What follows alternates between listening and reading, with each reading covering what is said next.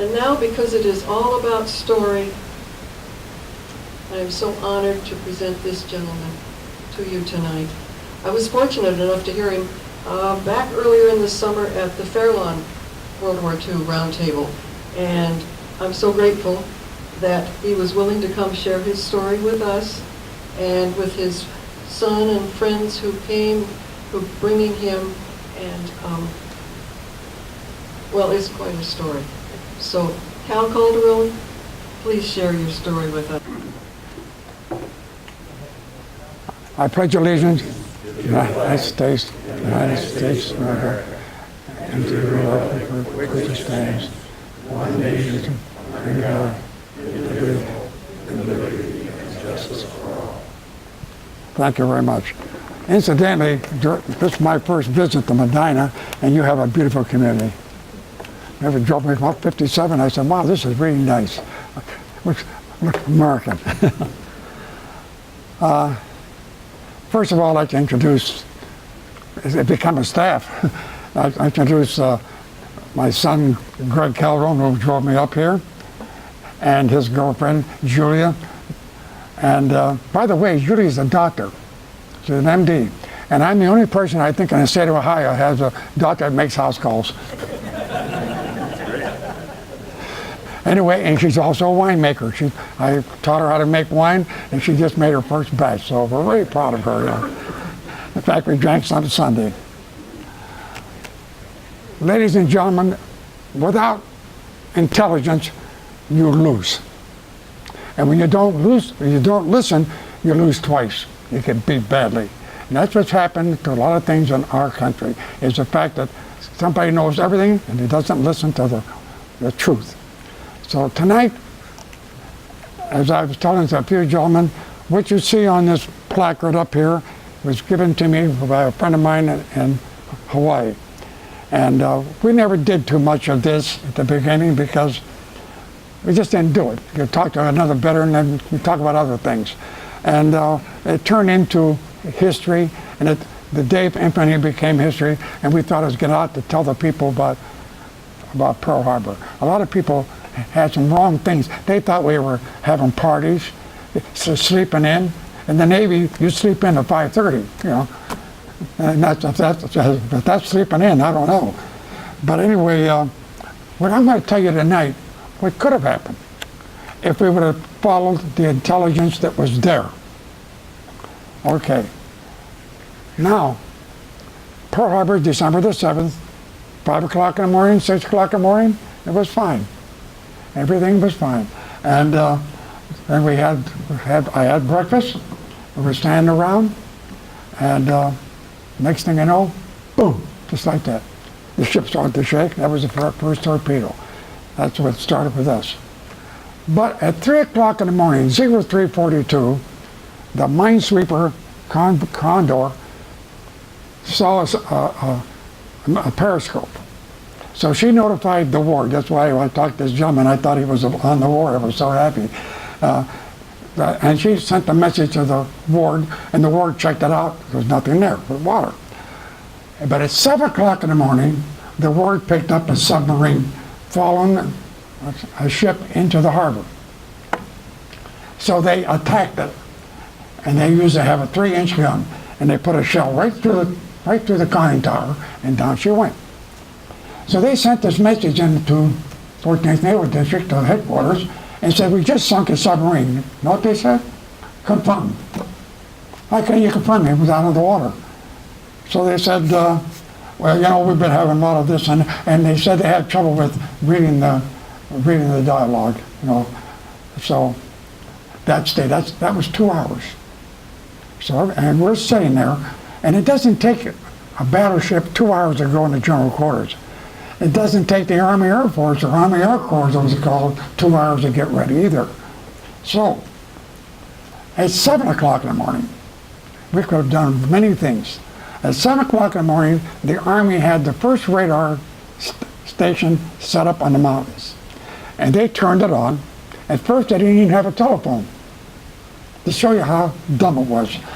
So they turned it on, and they saw this massive airplanes coming from the north. And they said, hey, what's that? So they called it in. You know what the guy told him? Don't worry about it. He said, we have a bunch of B-17s coming in from West Coast, which was true. He says, we're waiting for them. This was north. Coming from the West Coast, coming from the east. So he never did. In fact, he almost drove this man crazy the rest of his life. Because all they had to do at that time, I'm not saying they'd win the attack, but we would have had a little fun too. We would have had the ammunition up. It doesn't take an hour to go to general quarters. So while they were doing that, the planes were coming closer and closer and closer to us. And we were sitting there waiting. Nobody in the middle command had the guts to do his job. Not Admiral Kimmel. Admiral Kimmel didn't even know he was going to play golf.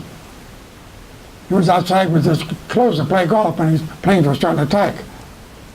He didn't know. Nobody told him, and he's the boss. So that's what happened. They did not do their job, and all they had to do was push that button. Every radio station was on every ship was alive. We'd have gone to general quarters. We'd have battened down the ship. We were wide open. Remember, there was no air conditioning. Some of those hatches are huge. You have to take like a pulley to close them. And we were all wide open.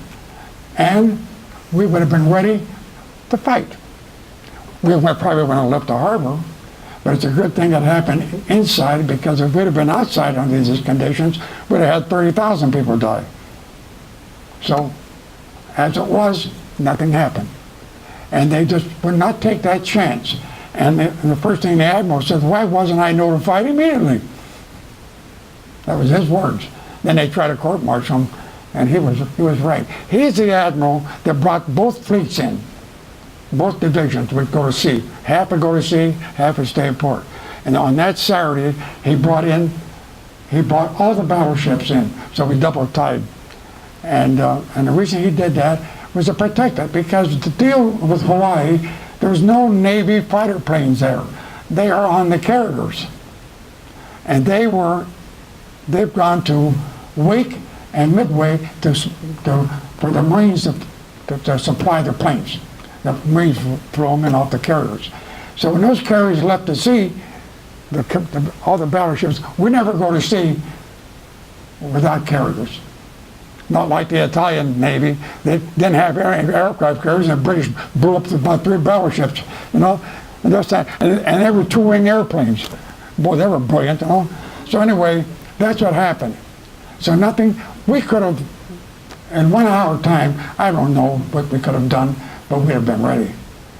And we knocked down 29 airplanes in the second attack, because we got a little bit ready. We had to carry the ammunition up. You might have heard, praise the Lord, pass the ammunition. You might have heard that, you know, and that was true. Guys were carrying shells and to power the guns, and that's what happened. And that's what a thing that has bothered me for all these years is the fact that we did not follow the intelligence. And so then Pearl Harbor happened.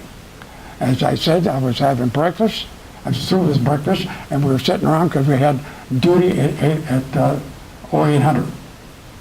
And we were waiting for that time to come up. And wham, just like that, everything started shaking up there. And the first thing I said, some SOB ran into the ship, you know, and then wham,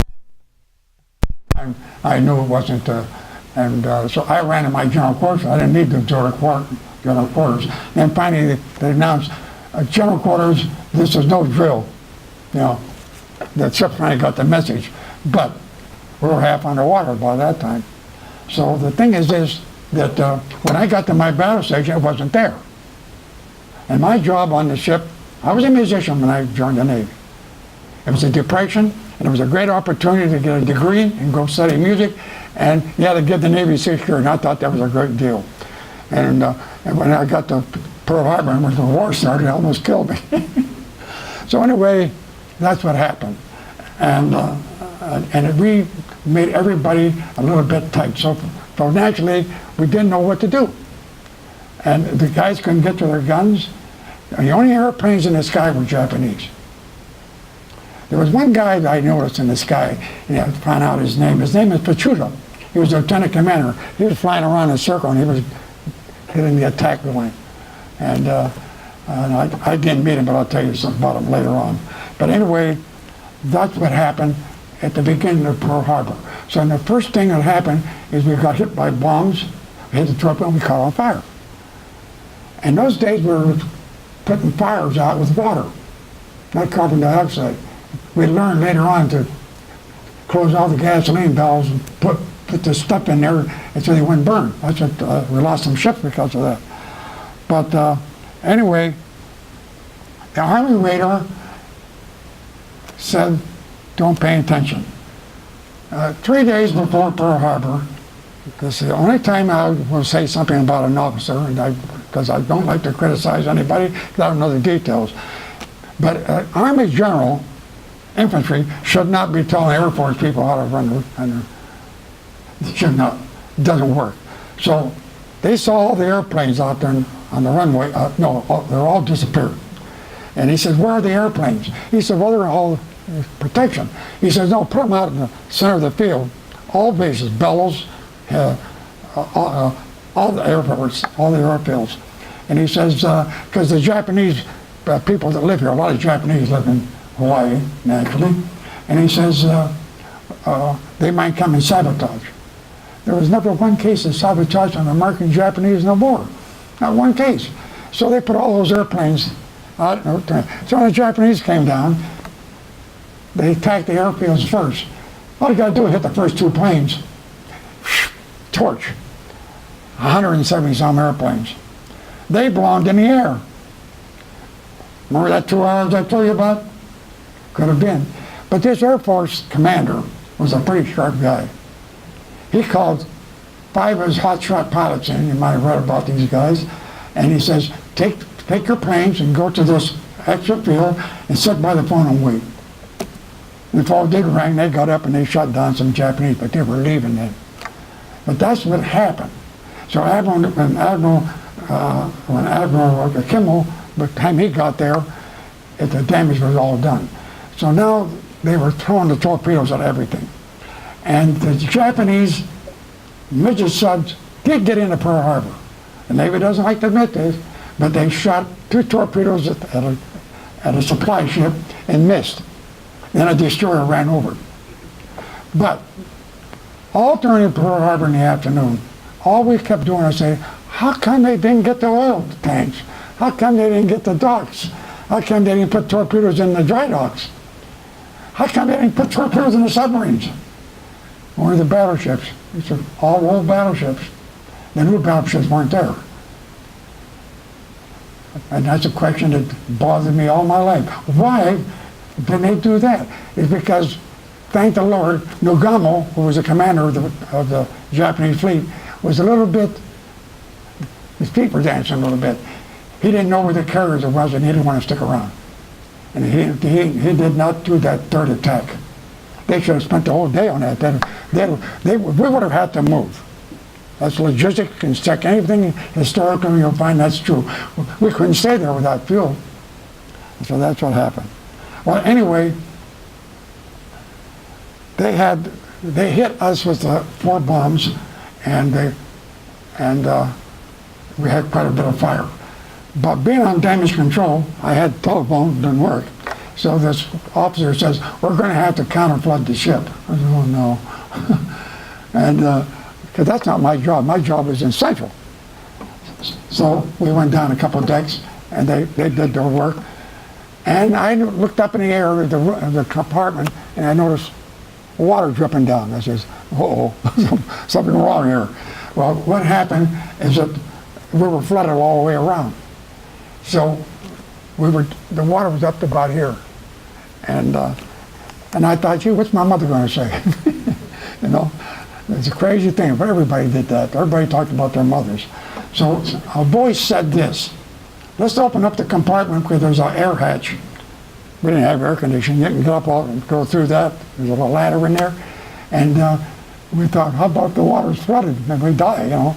So what they did is they opened the hatch, opened up, and we're bobbing like this in the water, you know, to breathe. and they opened the hatch, and we got to this, they were holding hands. And my friend was on my right side, and he almost broke my hand. He almost broke my hand. And I had so squeezed it so hard. So we were trained underwater, take 2 deep breaths and go down. And then when you can't hold it anymore, you let it out, you have about 10 seconds, then you die. It's that simple. So we went down, we're going up through that hatch, and the guy on top of me is kicking the hell out of my head. And I'm kicking the guy before me. And we got all the way up to the top of the opening, and we fell on the deck, and I'm exhausted, just exhausted. I had no strength. And later on, I knew, not the guys, because you could tell they looked terrible and all dirty with oil. Who said that? Nobody knew. I knew. The Lord said it. somebody did. It wasn't our turn to die. But anyway, as it progressed, shrapnel, we had a lot of shrapnel, machine gun, but mostly from the shells. And I got hit in the face. And when you get hit in the face, you bleed, You look like you're really hurt. I wasn't hurt. I didn't even notice it. So when it comes time to abandon ship, we jumped in the water, and I got a trail of blood. So I get to the boat, and he pulled me in. He said, "Do I have to get you to the hospital?" I said, "Why?" He said, "You're in bad shape." I said, "No, it's nothing. I felt over here." So anyway, they took us across the harbor, and the planes were all over the place. And we went up this ladder. I could hardly make it. There was a lady up there. Where'd she come from? She said, "Give me a glass of water." Never forget it. So we got on the truck, and these guys were badly wounded. So they took us to the hospital on the Point. If you've been to Hawaii, the Naval Hospital. And the ladies, they said, she reached in there with a tweezer, and she pulled a piece of metal out. She gave it to me. She said, "You're okay." Put a little stitch in there, put the bandage, and she said, "You're free to get going." Then she said, then the doctor said, "Oh, by the way, you just won a Purple Heart." I said, "What's a Purple Heart?" And they know. And I said, okay, fine. So then they released me, and I went back to the receiving station. They had signs, West Virginia, the ships, West Virginia, Pennsylvania, and then you stood under that, and then an officer came over and says, "There's a chance we might blow up if we have to save our ship. I need volunteers." Well, I was young and stupid. I said, "Well," I went up, and we fought the fires all afternoon. About 4 o'clock in the afternoon, we saw some people coming in and standing around this turret with ladders, and being inquisitive, I tried to find out what's going on. And there was a 14-inch shell in there that didn't explode. So I was thinking, what am I doing on this ship? So anyway, they brought people in and they defused it. So we fought the fires all day, all night, and then the Tennessee, I was terrible. So I went on to Tennessee to get the dressing changed, and I bought clothes. They wouldn't give me the clothes, so I said, "I'll buy them." So I bought, we used to call them dungarees. Now they call them jeans. And so they gave me the clothes, and I was real happy with that because I was clean. But I was so dirty from the oil. So anyway, we went back there, and we we were in shock. Actually, we were in shock. So then there's another little story that I have notes here. My son loves this story. We call it the shoe story.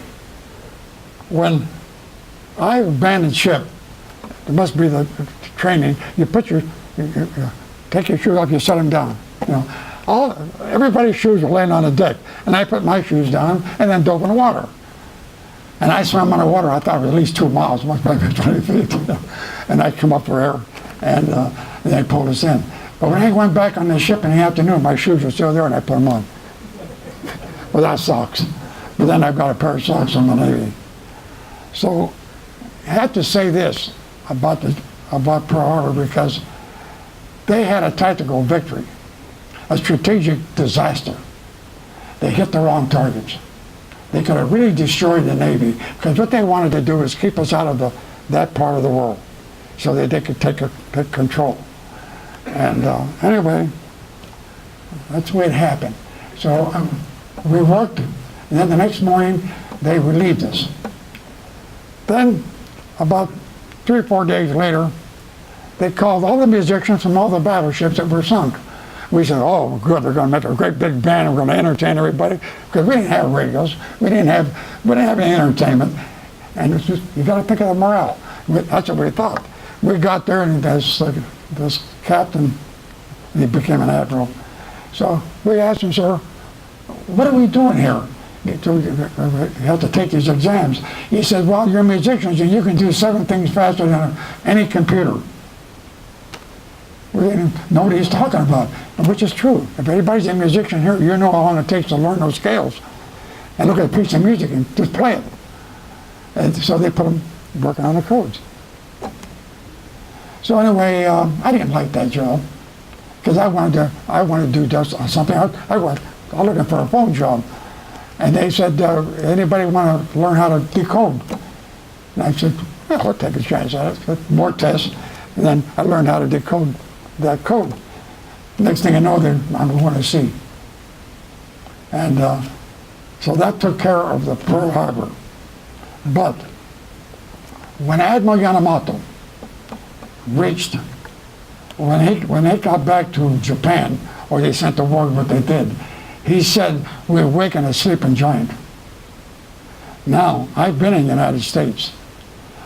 We are now on the defensive. They will destroy us, but I will run wild for 6 months. And that's exactly what he did. Well, now about the Americans. I never saw anybody cry outside for death. I never saw anybody moan. But I did see people cuss and what they were going to do to the Japanese. I never seen such anger, because the Japanese have a philosophy: wake up the guy asleep and then shoot him. That's their philosophy. You can read that in any of their books they have. Wake him up, never kill a man sleeping. They were supposed to be with Secretary of State at 1 o'clock on December the 7th, and we had their code, and the Japanese were reading it. Embassy. And they had trouble typing. And they didn't get there at about 2 o'clock. The war was already started. And Hall threw them out. Secretary of State. Well, anyway, these are the things that happened. And they had their code, and they would not share this with the Navy. They would not share this with anybody else. And from there, your analyst can figure it out. And I'll be telling you about an analyst pretty soon. His name is Joe Rockford. He was an analyst at Pearl Harbor. He could speak Japanese like a native, and he put it together where it was going to be, where they were going to attack, and he's very smart. And he and Thomas Dyer, he became an admiral too. These are the people that were teaching you how to do these things. But let's go back a little bit to December the 6th. Why I praised the Arizona.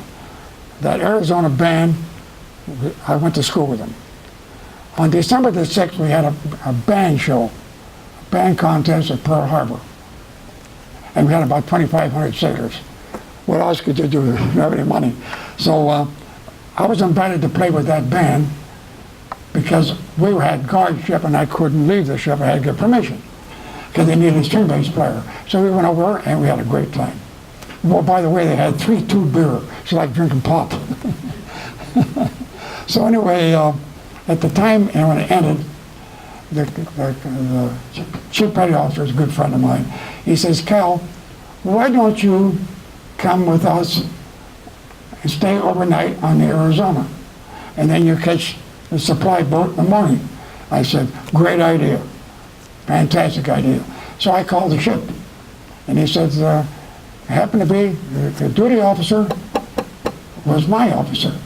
And he says, we have drills 0800. We need you. He said, I'll give you permission to stay out to 1300 in the morning. So I said, that's the best I can do. So we had a party. And we had the cup, we were filled up with that beer. And that was the day before. So as we went back to the ships, they're beautiful. There were lights on the ship, and as we got to I had my string bass up, and I turned around. Naturally, you have to insult everybody. And I told them, you guys are pretty good, But if the West Virginia band was here, we'd have buried you, and they all, what they told me to do. He's laughing, he knows what they said. So then I waved at them. They went back to their ship. The next morning, that bomb hit right in their quarters. And that would have been good. And if I'd have stayed on that ship. And when I met the lieutenant commander, when I met the lieutenant, I walked up to him, I said, "Sir, I have to thank you, sir, for saving my life." He says, "What did I do?" I says, "If you told me to stay, I would have gone on that ship."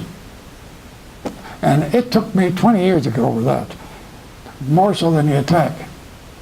It's just the little things that drive you crazy. So anyway, that's what happened with the Pearl Harbor. Now, the West Virginia. First of all, before the West Virginia, let me tell you what happened. We had a fleet, just wasn't there. It was at sea, and it was on the East Coast. North Carolina, the Washington, these are brand new battleships. They just brought those babies over, new cruisers, and the American people took off like gangbusters. You would not believe the enthusiasm of the American people. They built 15 Essex-type carriers. They built battleships, like food. I mean, just amazing. Everybody went to work. And I'll never forget Rosie the Riveter.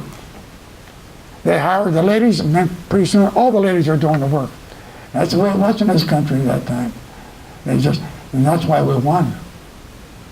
And that's why we won. So, anyway, what happened is this, is that sometime I stop, because I got to think a little bit, What happened was that,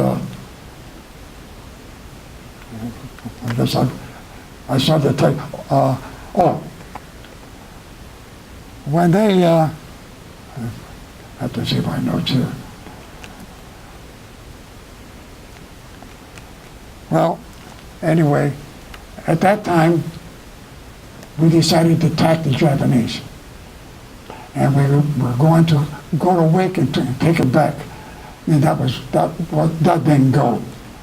But they decided, President Roosevelt says, "I want them hit. I don't care how you do it." So some submarine guy came along because he saw the B-25s landing on a base. He says, "Why don't you use the B-25s, those two engine, put them on aircraft carrier and send them to Japan?" And that took off. Top secret. So when the time come, they came to sea. She came from the West Coast. They flew the planes to the West Coast, put them on a Hornet, her first trip out, and she went to sea, and she met the Enterprise. And they went to Japan. Now, they were supposed to go 400 miles out the coast and then launch. But they have picket boats that picked them up. And they, when they picked them up, they notified Japan. So Japan says, "Well, they don't have anything that will fly that far. We'll wait till they come within about 400 or 500 miles, and we'll attack them." So Admiral Halsey and General Doolittle suggested, "Let's go now." And if you've ever seen the pictures of the airplanes taking off, just hanging on the sky, and they all made it, they all went different directions, 50 feet off the water, under the radar. We didn't know if they didn't have radar. They didn't do a lot of damage, but they sure told the Japanese we were coming. They sure told them. It scared the life out of them. So then, what happened then, the West Virginia was under the water until the 24th, until 1942. They brought her up and put her in dry dock, patched her up, and she had her own propulsion system, and she went back to Washington for a rebuild. They rebuilt it completely. Then she came back in 1944. So while this is going on, the code people are working on this business with Midway. And you probably might have heard the word AF. AF was Midway. And the Japanese kept saying Midway. So they had to find out the people, there was politics between Washington intelligence and Pearl Harbor. And thank God for Admiral Nimitz. He listened to this gentleman I just tell you about. And so they said, they're going to attack the United States. Pearl Harbor, yes, but not the United States. They never make it. So they said, we have to find out for sure. So what they did is sent a message out in the clear. Water evaporators are out at Midway. Please send water. Now, they're listening. And then the code, we deciphered the code. Here's what the pilot said. Here's what they said. AF water evaporators target Midway. That's where we knew they were coming. So we ambushed them. How do you ambush on the ocean? You can. They ambushed them. They said, let him hit Midway. Midway's nothing but sand. Let him hit it. And we'll be up here waiting for him. So we had 3 carriers, and they're on that little box down there. The Enterprise, and Hornet, and one more, which I have to think of our name. But anyway, so they took these ships, and they put them up there in the northeast section, and they hit them. They kept on, and they said nothing. Now, we didn't trust the Army, because if they see a rowboat, they call it a battleship. We only trusted the PBY sailors, flyers. They went out. They could fly all day on 5 gallons of gas. So, and they would go out there, and they spotted them. But we calculated that they would be at a certain place. Not we, they did. They calculated they would be at a certain place. And the reason they weren't there is because one of our submarines got in the way and they were going to attack one of their carriers, and they saw it and chased it. They chased it away. So McCluskey on the Enterprise was flying that way, and when he got there, there was no ships. They looked down and they saw this destroyer going flying speed. Follow him. 5 minutes later, there's the carriers. We destroyed 3 carriers in 12 minutes. Those dive bombers, 10,000 feet. What happens is Japanese were so arrogant that when our torpedo planes were lousy, they're just bad torpedo planes. They dropped down to destroy them. They left the air cover clear. And those Douglas bombers were waiting for them up on the top. Boom. Then we hit 3 carriers. There was 1 carrier left, a Haru. And she was away and a little bit in the cloud formation, and they missed her. So then Admiral Spoons, see, Admiral Halsey wasn't there because he got the shingles. You know this or not, he got the shingles, and he had to come back to the States. So Admiral Spoons was the new commander. And Admiral Halsey's people hated him because he was smart. So what he did, he said, we're not going to fight the Japanese. We go east at nighttime, and daytime we'll come back. Because they'll come in at nighttime and blow you all the water. And that's what he did. He was a very intelligent person. So when the time came, they found the other carrier. It was found by aircraft carrier. We went in there, in 15 minutes we took care of her. But they got in and sank. They hit one of our carriers. And that did a lot of damage. And so finally, we were starting to tow her, and they had a destroyer alongside of her to fuel her, to put fire hoses and stuff. And a submarine, Japanese submarine, put a torpedo on her, and she sunk, and all her explosives blew up, all her depth charges. But that took it. From that point on, Japan was on the defensive. We whipped them. And down the South Pacific, we didn't win, and we didn't lose, but we kept Guadalcanal. And then when we built the new fleet, we had to go from island to island. And then these old battleships, they had good guns. Then in West Virginia come back in, and she earned 6 battle stars after Pearl Harbor. And she come back in, and she would go right in 900 yards, drop her hooks, boom. So we built all these fancy battleships to fight the Japanese Armada. So we come to the Philippine Sea, Leyte Gulf. You remember when John MacArthur landed the troops in Leyte? Okay, the Japanese had a plan called Show. And Show, it was in 3 parts. They were going to come from Singapore, from Japan, and from the south. And that's what they did. And they almost pulled it off. And then they suckered, I can't think of a better word, they suckered Halsey out of the area to go after 4 aircraft carriers, which he did, and he sank them. But the Yamato, the biggest battleship in the world, 18-inch guns, came through the Borodino Straits. And then battleships were coming through the Saratoga Straits. All the battleships at Pearl Harbor were there. And they crossed the T. The T is this way. You shoot this way, but when you're on the T, you shoot with all the guns. It was 2:30 in the morning, dark naturally. The PT boats, destroyers, and they were coming up through this channel, these islands, to go to Leyte. And they caught them. And they destroyed 2 battleships, 2 cruisers, about 4 destroyers. Well, those people notified the main fleet that they were destroyed. And they broke off. But they didn't break off because of that. They broke off because of American spirit. They took on the Japanese fleet with destroyers and jeep carriers. They threw everything at them, 5-inch guns. They confused the Japanese. They thought that was the 3rd Fleet coming at them. And that saved them. And that's what happened. And that's with the West Virginia. And I have a little thing there for you. You can see it. This is the artist's rendition of the target area of the Japanese. All those splashes are shells hitting from the American ships. The West Virginia hit a battleship from 7,100 yards.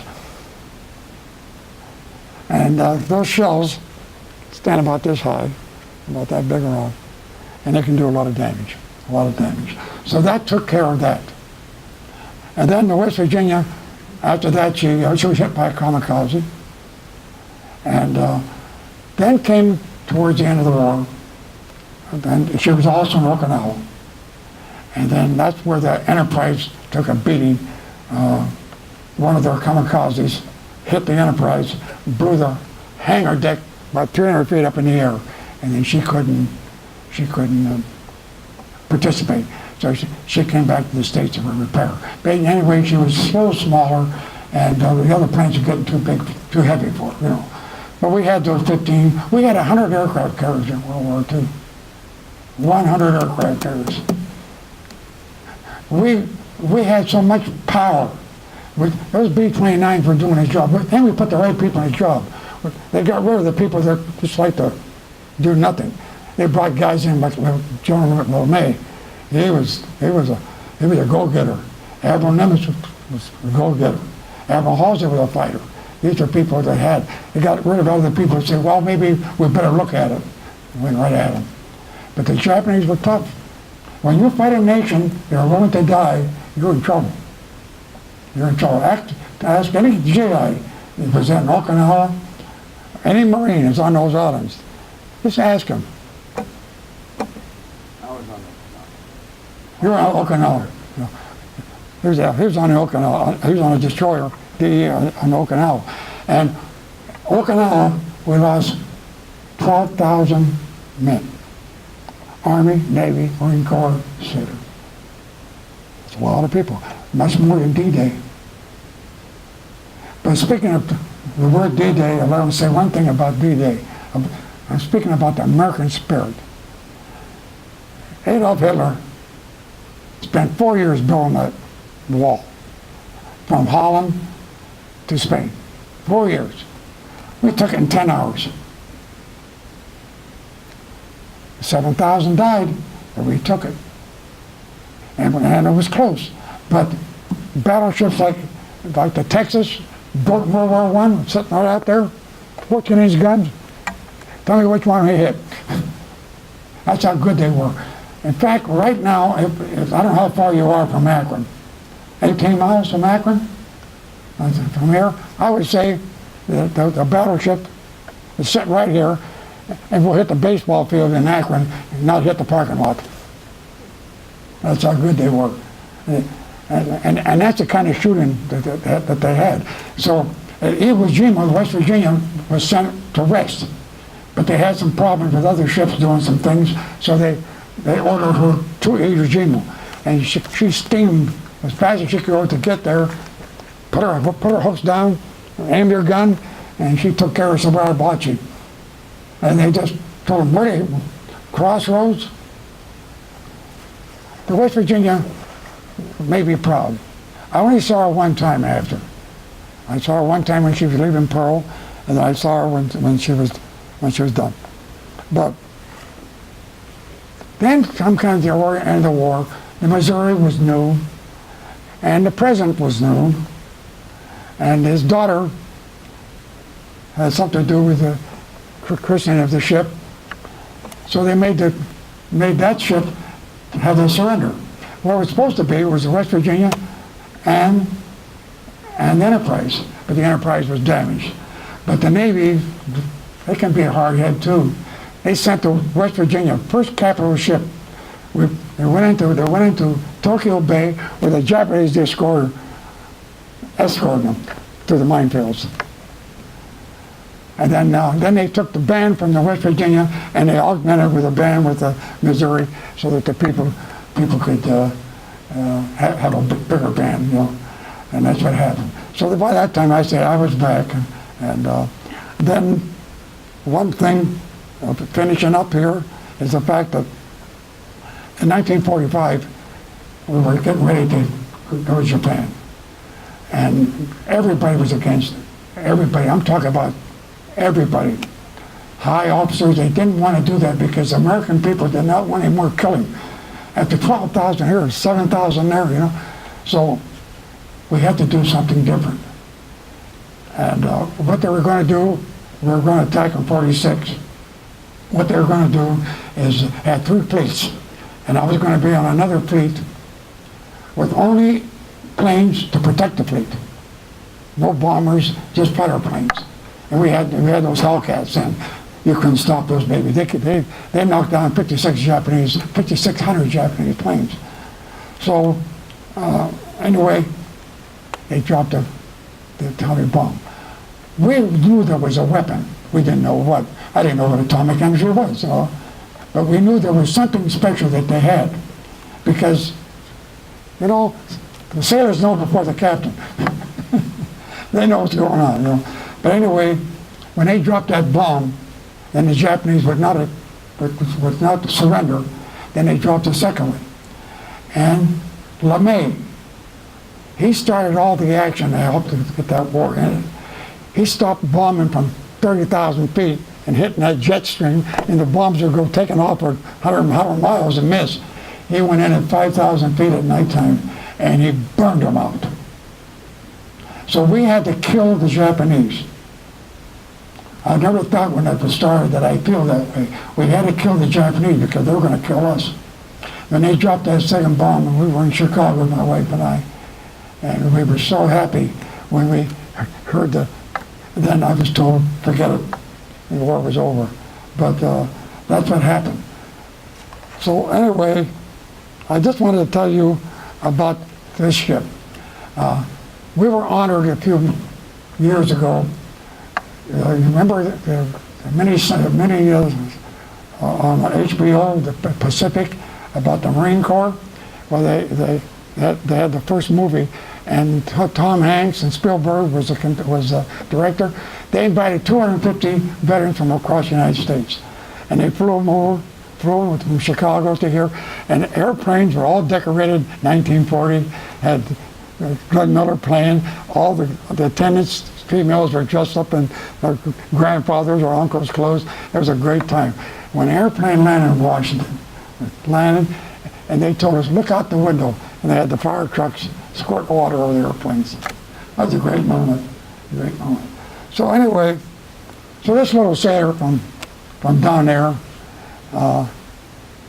it was tragic, but I was very happy to go to Washington to see the memorial, the World War II, to get a chance to see it. It's beautiful.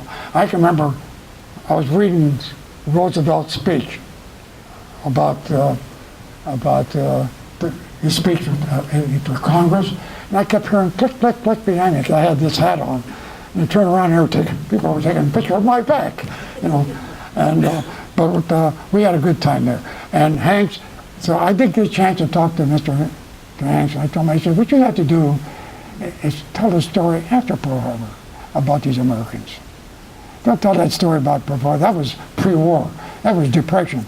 Tell the story what these guys did what they did in Germany, what we did in Italy, what we did all over the world. We fought the whole world. That's the kind of people we are. That's why I'm so proud. And that's why I do this, because there was great people. So anyway, in 1940, when I joined the Navy, I thought that was really, at that time, cat's meow. And on my ship, on December the 8th, the 7th or 8th, I asked permission, because there was a little bit of thievery going on from the other ship, if I could go check my sea bag, because there was a lot of water. But when I opened, it was all covered with oil. And on the top in the bag was this hat. I like that. So this hat will go to my son, and I hope he keeps it. And when I got this uniform, I was so proud. And Navy School of Music, man, I was living on top of the world, you know. And that little swag of the Navy, and I thought that was the so-called cast me out, you know.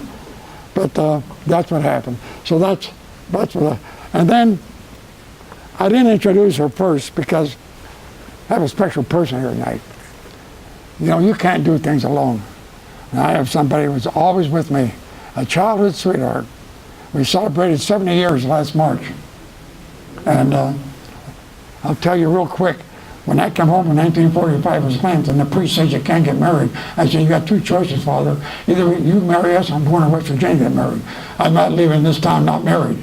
And he married us on St. Pat's Day. So this lady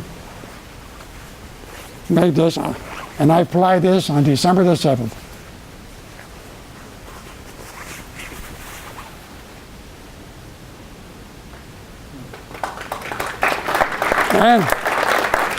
And here she is. There's my wife, Carrie. Stand up, man. She must have wrote me thousands of letters. And then when you were she had anything else to do, so I wrote her as many. And I think when she got them, she had to check the postmark to get the right one. So we're been around here a long time. And our association had to give up because we couldn't keep officers. They all died, see. So there's a little bit of time for questioning that you might have that I can answer. I'll be glad to do it. What became of the West Virginia? Well, they scrapped her. In 1958, they scrapped her. Oh, they wanted to know what they did with the West Virginia. They scrapped her because they couldn't get her up to Mississippi to bring her.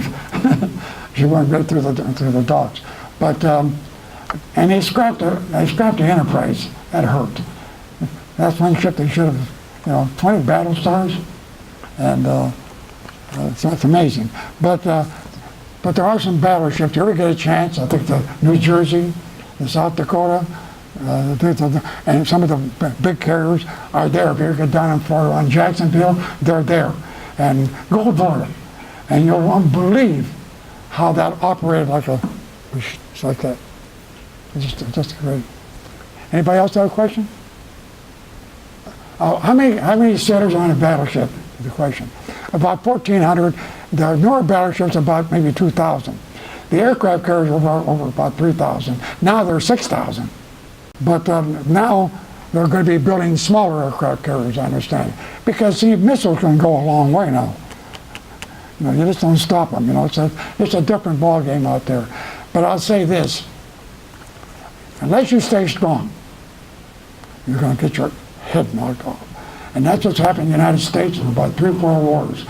That's why I believe, I might be wrong, and I have a right to have an opinion, the draft. Everybody should serve their country. Not 1%. Now these boys are going over there 2 or 3 trips, Even now the Navy, we never sent anybody home. An extra ship went back, They just never did it. But the Air Force, 25 missions. We're trying to find a B-17 for 25 times over Germany. not very nice, you know. But Sweden, they have it. Israel, other countries, and it's good for the young people to have a little bit of training. And I really believe in that. And if we, now, I think the United States has wised up a little bit. We're stronger, but we don't have the big power. Why do you think that North Korea attacked South Korea? Because we were weak. If we were strong like we were a year before, they wouldn't dare. Any more questions? What did you do after the war, and then did you have any more involvement in music? Oh yes. What did I do after the war? Did I have involvement in music? Oh yes. After the war, I was going to stay in the Navy, but sometimes I'm stubborn sometimes, and it was something I wanted that the Navy said I could have, but I had to do this to get it, and I had enough, you know. The war was enough. That was plenty. So what I did is I was going to go to school, and I found out that teachers made about $1,500 a year, and I could make $10,000 a year selling appliances. So I took the appliances. So anyway, then I've always had my music, and I got to say this about Carrie: she never stopped me from playing, and I made a lot of money. At that time, there was a nightclub on every corner, and we played all the time.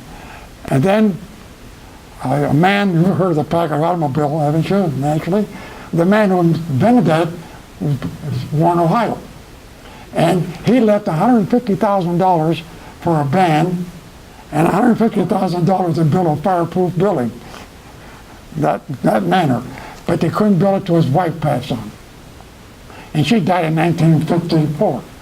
So in 1955, they organized the Packard band, and they wanted me to take over, but I couldn't afford to take what they wanted to pay. So I became an assistant manager, and this other fellow took the job. Then when he died, then I retired, then I took it. And that band is still there right now. It's a 50-piece band, all professionals, and they get highly paid, and we have about 65 in the organization. So I've been real heavy music all my life until 2005. And I retired, and they gave me the key to the city and threw me out.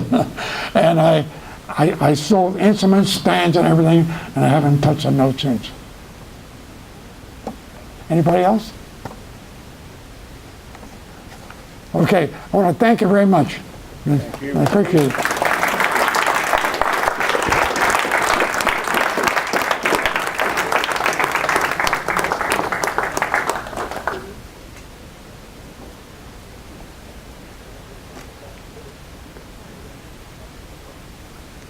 Okay. Thank you again for sharing. Well, I'm happy to have heard it a second time, and now you've heard it the first time. And you have another opportunity to hear this man's story, to see, to read it, because he's been interviewed by the Plain Dealer, the series that they run on the World War II veterans, and he's going to be the veteran on the December 7th, 2015 Sunday paper this year.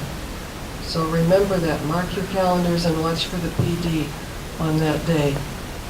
Thank you. Thank you. I appreciate that. Thank you for your attention to what he shared with us. It is all about story. The stories are so important. And I'm so glad we're preserving them. And back there, Dale, our cameraman, no, he's shaking his head, he's not, no, who has been doing this for us and making the DVDs. So there are the DVDs upstairs, you can keep it. If you miss any, if you want to hear any more, we do have them for you. And so for you, our traditional Medina, thank you. Oh, thank you. And I got to stick the pencil in there somehow, which is not working. Okay, thank you. Okay. Well, I appreciate that. Thank you very much. Okay.